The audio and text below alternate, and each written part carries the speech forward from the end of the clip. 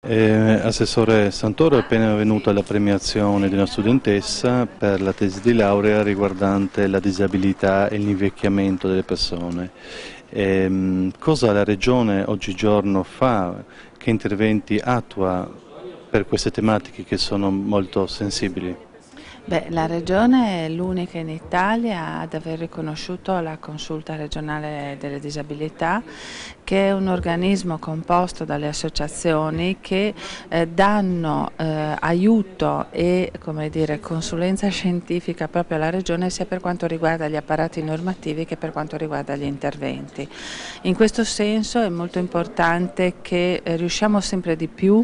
ad allargare il tema ad una facilità dell'utilizzo della città, una facilità dell'utilizzo degli spazi, e se la Regione è sempre stata molto sensibile a questo tema sia dal punto di vista normativo che da un punto di vista economico e finanziario, bisogna aprire sempre di più, e l'università ci consente proprio questo,